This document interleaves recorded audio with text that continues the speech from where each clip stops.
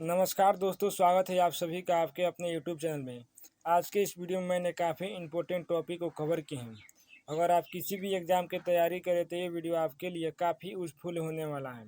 तो आप इस पूरा वीडियो के अंत तक ध्यान से देखिए। आज के इस वीडियो में मैंने बायोलॉजी के काफ़ी इम्पोर्टेंट टॉपिक को कवर किया है। तो चलिए इस वीडियो को शुरू करते हैं। आज का पहला नंबर प्रश्न है, शरीर की सबसे बड़ी ग्रंथि कौन है? तो शरीर के सबसे बड़ी ग्रंथि यकृत है, जिसको हम लीवर भी बोलते हैं। इसका ऑप्शन नंबर सी सही है। अगला प्रश्न है, मनुष्य के मादा जनन अंग से किस हार्मोन का स्राव होता है? तो इसका ऑप्शन नंबर सी सही है, रिलैक्सिन हार्मोन का स्राव होता है। ये काफ़ी इंपॉर्टेंट टॉपिक है, इसको हम वीवीआई प्रश्न भी कर सकते हैं।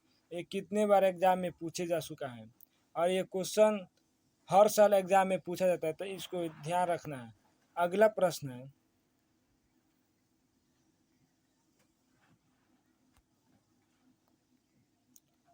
मनुष्य में ऐच्छिक गतियों का नियंत्रण किसके द्वारा होता है?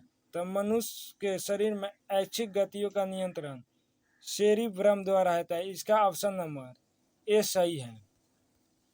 नेक्स्ट प्रश्न,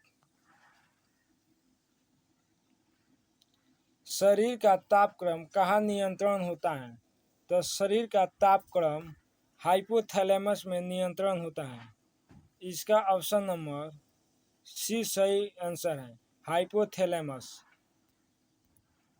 अगला प्रश्न, अमीबा में भोजन का अंत ग्रहण किसके द्वारा होता है? तो इसका ऑप्शन नंबर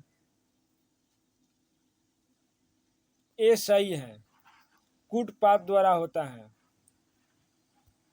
अगला प्रश्न है, निम्नलिखित में से कौन सा एंजाइम लार में पाया जाता है?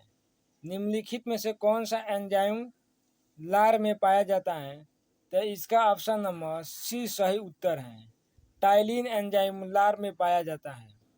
ये सभी एंजाइम हमारे शरीर में पाया जाता है, लेकिन टाइलिन लार में पाए जाने वाला एंजाइम है। ये सभी महत्वपूर्ण प्रश्न हैं और सभी प्रश्न को आप लोग ध्यान से देखिए। अगर इसका पीडीएफ पाना चाहते हैं तो आप हमारे टेलीग्राम चैनल ज्वाइन कर सकते हैं। टेलीग्राम चैनल का लिंक इस वीडियो को डिस्क्रिप्शन में दे दूंगा। अगला प्रश्न है, ऊर्जा उत्पादन के लिए कोशिका प्रायः किसका उपयोग करते हैं?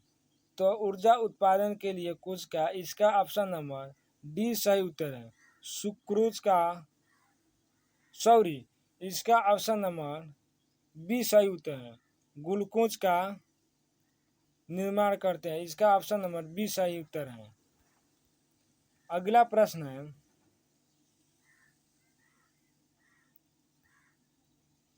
किस अपक्रिया द्वारा पौधों में ऑक्सीजन बाहरी वातावरण से कोशिका में पहुंचता है? तो इसका ऑप्शन नंबर बी सही उत्तर है, विसरण द्वारा बाहरी वातावरण से पहुंचता है। अगला प्रश्न, श्वसन की अपक्रिया में खाद्य पदार्थों की, इसका ऑप्शन नंबर ए सही उत्तर है, इसको विघटन कहते हैं।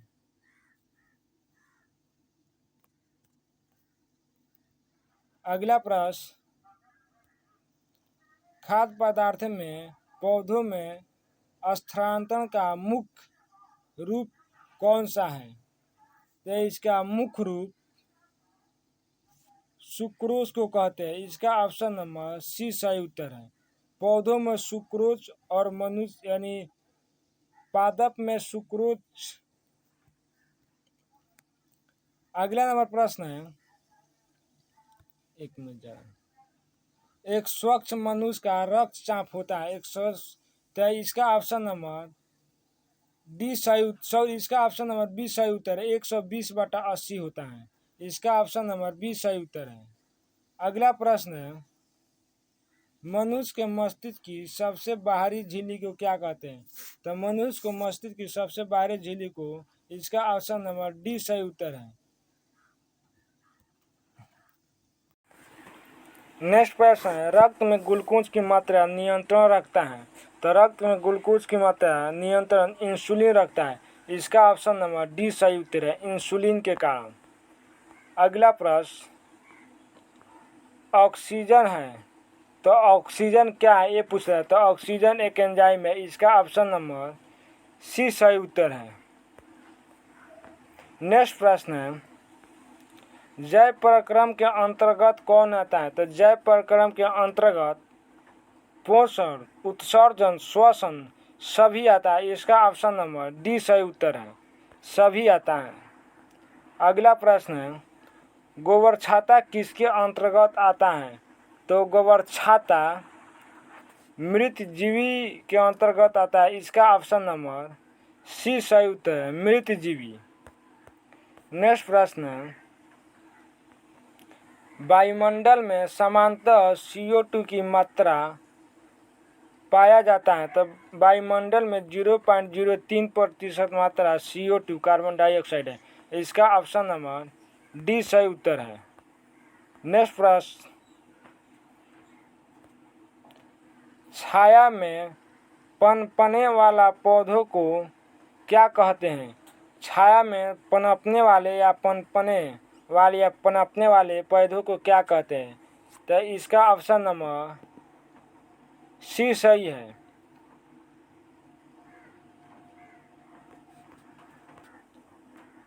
सियोकाइटस कहते हैं। नेक्स्ट प्रश्न है, मनुष्य के मुख्य श्वसन अंग कौन सा है। तो मनुष्य के मुख्य श्वसन अंग फेफड़ा है। इसका ऑप्शन नंबर ए सही उत्तर है। नेक्स्ट प्रश्न है, निम्नलिखित में से कौन सी बीमारी श्वसन तंत्र से संबंधित है। तो निम्नलिखित में से टीबी और अमोनिया श्वसन तंत्र से प्रभावित बीमारी है, जिसके कारण हमारे फेफड़ा में निमोनिया के कारण फेफड़ा में नमी आ जाती है, जो एक, और टीबी एक बहुत ही खतरनाक बीमारी है। इसका ऑप्शन नंबर डी सही उत्तर है, दोनों बी और सी दोनों हैं। नेक्स्ट प्रश्न है, उच्च रक्तचाप की अवस्था को क्या कहते हैं। उच्च रक्तचाप को अवस्था का इसका ऑप्शन नंबर सी सही उत्तर है,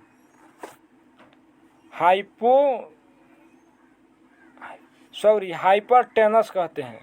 इसका ऑप्शन नंबर सी सही उत्तर है, हाइपरटेनस। नेक्स्ट प्रश्न है, मछलिया में उत्सर्जित पदार्थ क्या है। तो मछली में क्या उत्सर्जित होता है।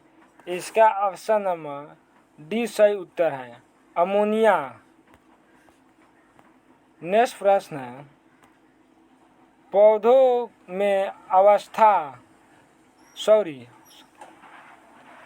में आवश्यकता से अधिक जल किस प्रक्रिया द्वारा बाहर निकल जाता है।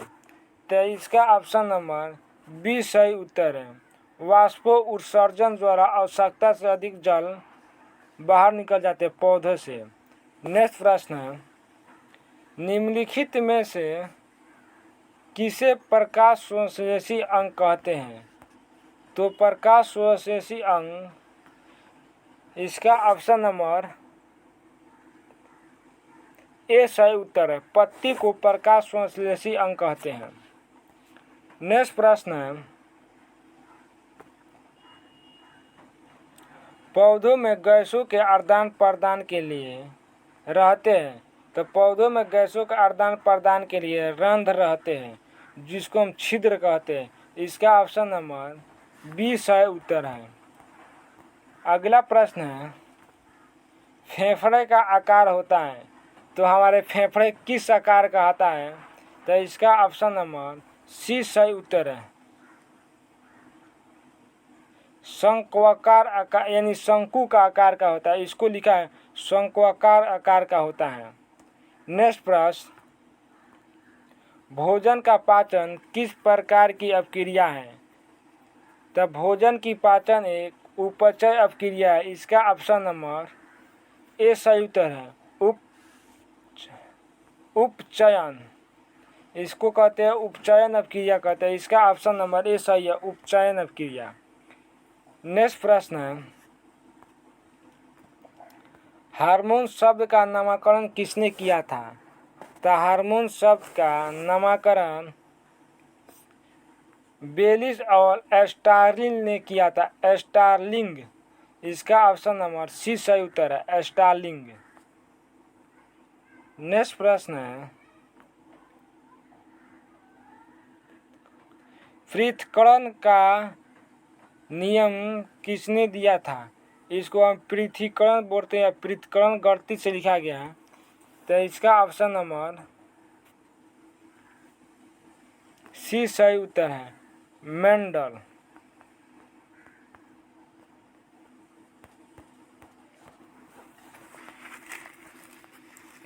नेक्स्ट प्रश्न है, जीव विज्ञान शब्द का उपयोग सर्वप्रथम किसने किया था? तो जीव विज्ञान शब्द का उत्पादन सबसे पहले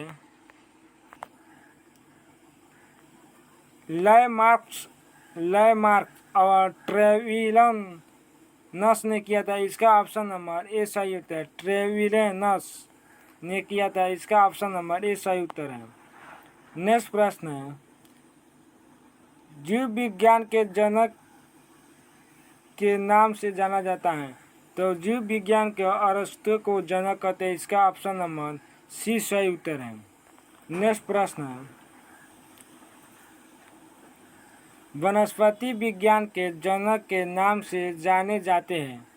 तो वनस्पति विज्ञान के जनक से नाम से जाने जाने वाले, इसका ऑप्शन नंबर ए सही उत्तर है, थियोफ्रेटस, ए सही उत्तर है। अगला प्रश्न है, बॉटनी शब्द की उत्पत्ति किस भाषा के शब्द में हुई है? तो बॉटनी शब्द की उत्पत्ति ग्रीक भाषा के शब्द में हुई है। नेक्स्ट प्रश्न है,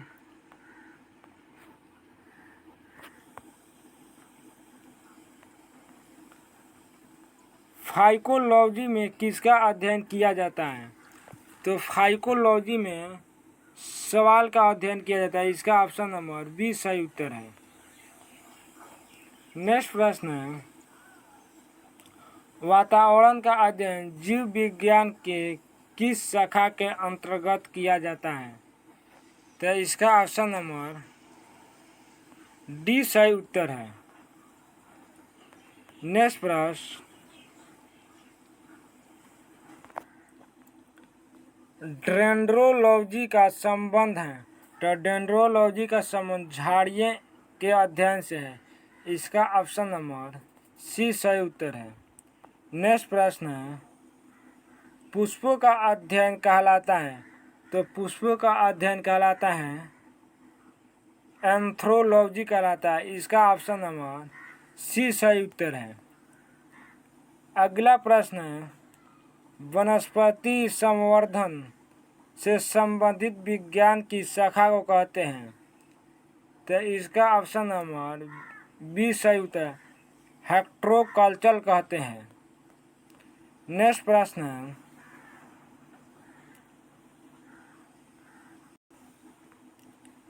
समरपोलॉजी का अध्ययन को क्या कहते हैं या क्या अध्ययन किया जाता है? दोनों बात एक ही हुआ। तो इसका ऑप्शन नंबर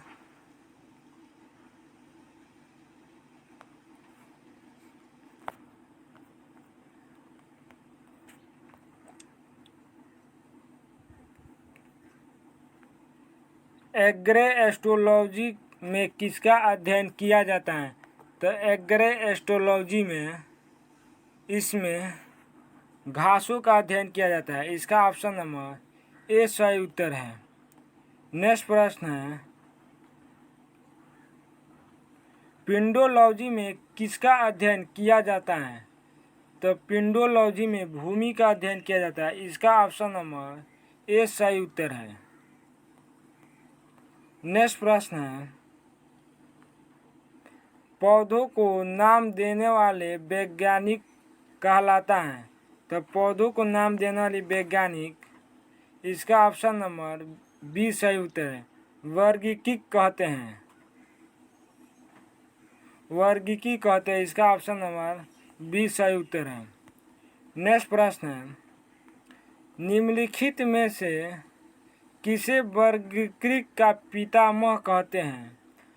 तो इसका ऑप्शन नंबर बी सही उत्तर है। लिनियस को वर्गीकृत को पिता कहते हैं। नेक्स्ट प्रश्न है, सूक्ष्मजीवी मिलते हैं, तो सूक्ष्मजीवी किसमें मिलते हैं ये पूछा है। तो इसका ऑप्शन नंबर डी सही उत्तर है, ये सभी में मिलते हैं। नेक्स्ट प्रश्न है, विषाणु वृद्धि करता है, तो विषाणु किसमें वृद्धि करता है? इसका ऑप्शन नंबर ए सही उत्तर है। जीवित कोशिकाओं में विषाणु वृद्धि करता है, मृत जीवित कोशिकाओं में नहीं करता है। इसका ऑप्शन नंबर ए सही उत्तर है। अगला प्रश्न है,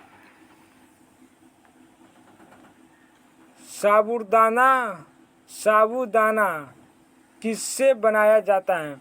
तो साबूदाना इसका ऑप्शन नंबर डी सही उत्तर है, साइकस से बनाया जाता है।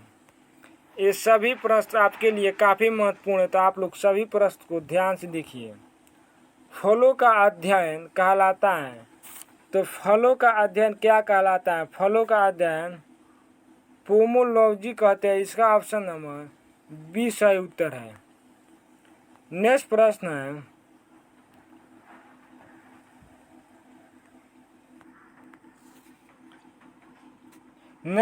है, जीवाणु की खोज सर्वप्रथम किसने की? तो इसका ऑप्शन नंबर सी सही उत्तर है। लिविनस हॉक ने की थी जीवाणु की सर्वप्रथम खोज। अगला प्रश्न है, जिन पौधों पर बीज बनते किंतु पुष्प नहीं लगते हैं क्या कहलाते हैं? तो इसका ऑप्शन नंबर डी सही उत्तर है, अनावृत बीजी कहते हैं। इसका ऑप्शन नंबर डी सही उत्तर है। ये काफ़ी फेमस प्रश्न है।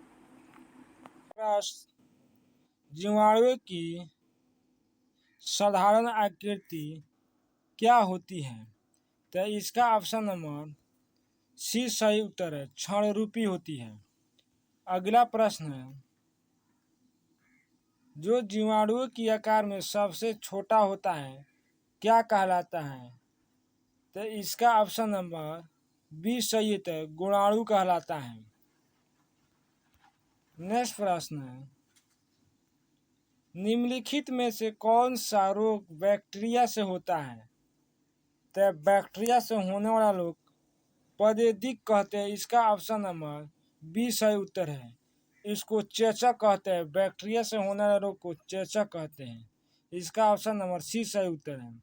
नेक्स्ट प्रश्न है, मानव की आंत में पाए जाने वाले जीवाणु हैं, तो मानव की आंत में पाए जाने वाले जीवाणु को इसका ऑप्शन नंबर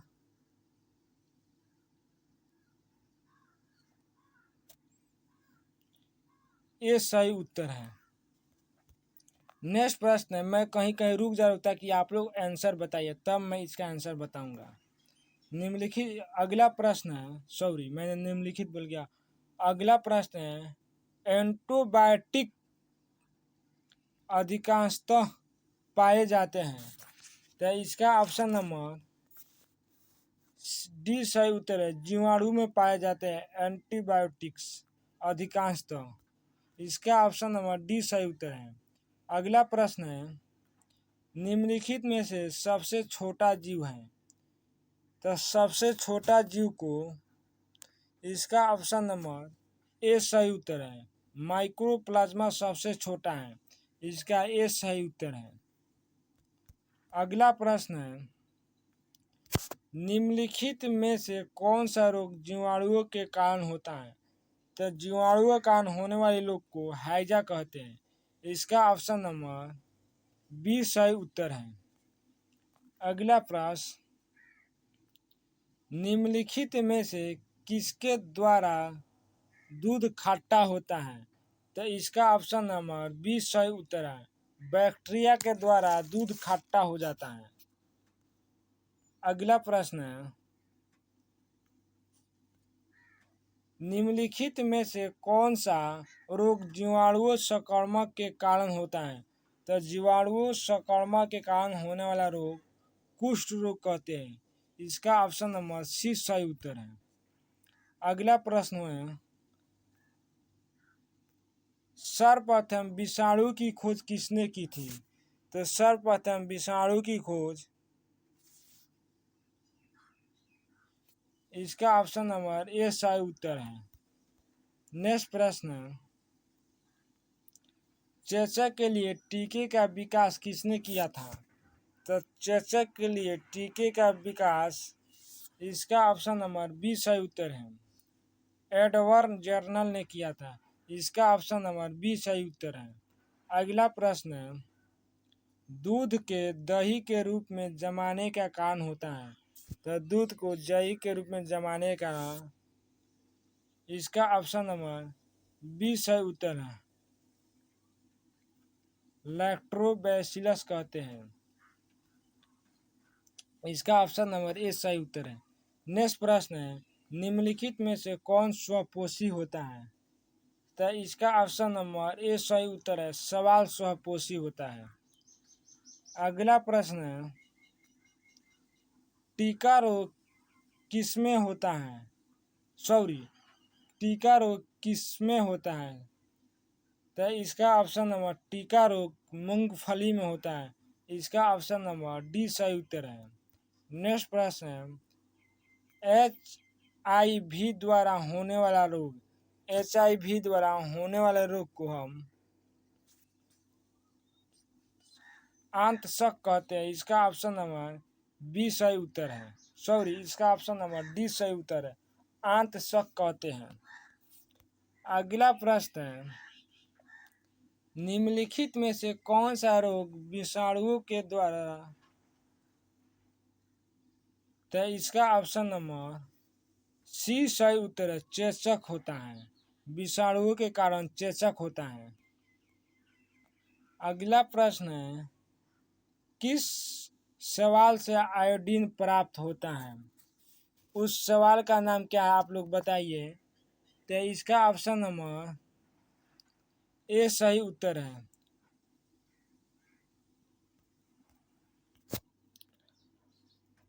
आइडोगोनियस, इसको हम लोग आइडोगोनियस बोलते हैं। अगला प्रश्न है, हाइड्रोफोबिया रोग उत्पन्न होता है? तो हाइड्रोफोबिया रोग किसके कारण उत्पन्न होता है? तो इसका ऑप्शन नंबर ए सही उत्तर है। विषाणु के कारण उत्पन्न होता है। अगला प्रश्न है, निम्नलिखित में से किसमें एंजाइम नहीं होता है? तो इसका ऑप्शन नंबर सी सही उत्तर है। सवाल में एंजाइम नहीं होता है। अगला प्रश्न, कुत्ते के काटने से जिस विषाणु द्वारा घात रोग उत्पन्न होता है क्या कहलाता है? तो इसका ऑप्शन नंबर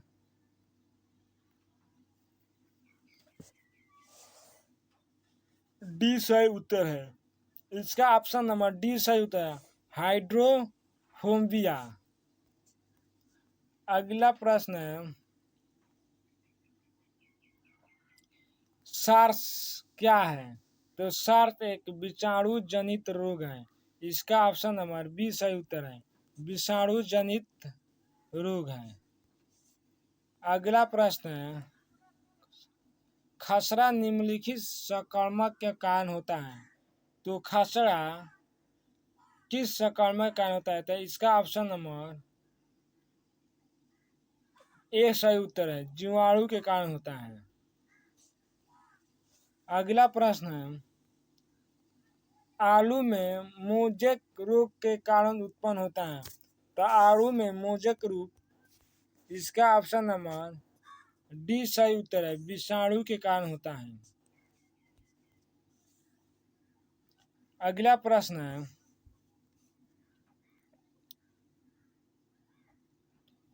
जंतुओं में होने वाली फुट एवं माउथ रोग किसके कारण उत्पन्न होता है? तो इसका ऑप्शन नंबर ए सही उत्तर है। विषाणु के कारण उत्पन्न होता है। इसके कारण मवेशियों के मुंह में घाव हो जाता है और मवेशी मर जाती है। जिससे घाव होने के कारण खा नहीं सकती है, जिसके कारण उसका मृत्यु निश्चित है। अगला प्रश्न है, सवालों की कोशिका भित्ति किसकी बनी होती है? तो सवालों की कोशिका भित्ति सेलुलोज की बनी होती है। इसका ऑप्शन नंबर डी सही उत्तर है। अगला प्रश्न है, कैलप प्राप्त होता है? तो कैलप किससे प्राप्त होता है? तो कैलप समुद्री शैवालों से प्राप्त होता है। इसका ऑप्शन नंबर बी सही उत्तर है, समुद्री शैवालों से। अगला प्रश्न है, लाल सागर का लाल रंग किसके उपस्थिति के कारण होता है? तो लाल सागर का लाल रंग शैवाल की उपस्थिति के कारण होता है। इसका ऑप्शन नंबर सी सही उत्तर है। अगला प्रश्न है, अगर अगर किससे प्राप्त होता है? तो अगर अगर सवाल से प्राप्त होता है। इसका ऑप्शन नंबर ए सही उत्तर है।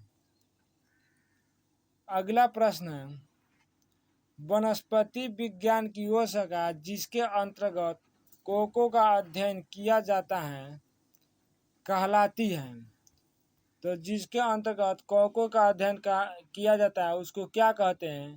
तो इसका ऑप्शन नंबर बी सही उत्तर है, माइक्रोलॉजी कहते हैं। अगला प्रश्न है, कोको की कोशिका भित्ति किसकी बनी होती है? तो कोको की कोशिका भित्ति काइटिन की बनी होती है। नेक्स्ट प्रश्न है, सभी कवक सदैव होते हैं? तो सभी कवक सदैव होते क्या होते हैं? तो इसका ऑप्शन नंबर सी सही उत्तर है, विविध पोषी होते हैं। नेक्स्ट प्रश्न है, वृक्षों की छाल पर उगने वाली कवक कहलाते हैं? तो वृक्षों की छाल पर उगने वाली कवक को, इसका ऑप्शन नंबर बी सही उत्तर है।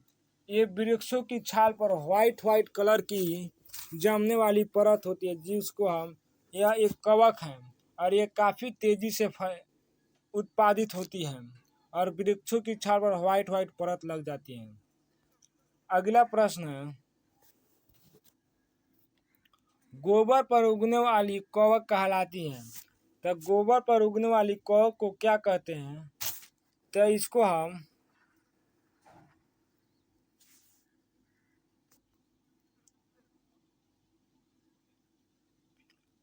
क्रोपोफिलस कहते हैं। इसका ऑप्शन नंबर डी सही उत्तर है, क्रोपोफिलस कहते हैं। नेक्स्ट प्रश्न है, निम्नलिखित में से किसमें क्लोरोफिल नहीं होते हैं? तो इसका ऑप्शन नंबर ए सही उत्तर है, कवक में क्लोरोफिल नहीं होता है। अगला प्रश्न है, खाली चट्टानों पर उगने वाले लाइकेन को क्या कहा जाता है? तो चट्टानों पर उगने वाले लाइकोन को सेक्स।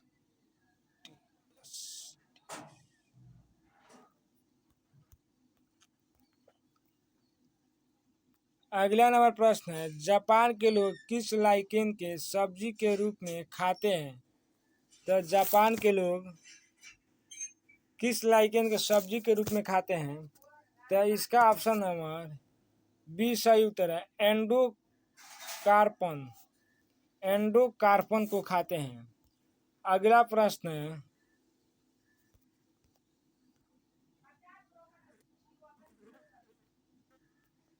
मिर्गी की औषधि किस लाइकेन से प्राप्त होता है? तो इसका ऑप्शन नंबर डी सही उत्तर है, परमेलिया से प्राप्त होता है।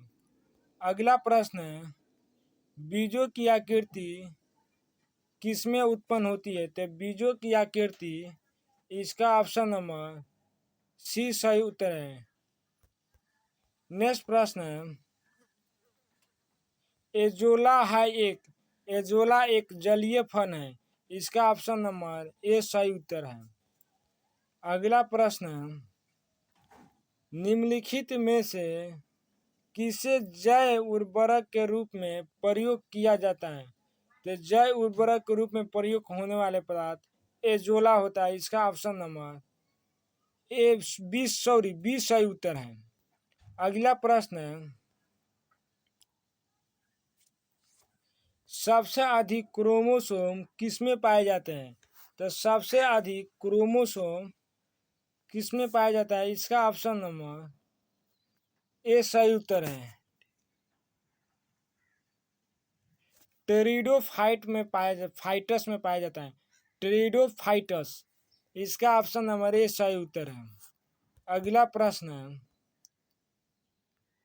जिस वर्ग के पौधों में बीज बनते हैं परंतु बीज नग्न रूप से पौधे पर लगे रहते हैं, तो इसको हम क्या कहते हैं? तो इसको हम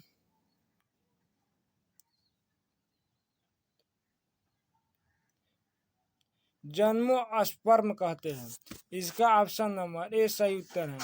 जिम्नोस्पर्म कहते हैं। अगला प्रश्न है,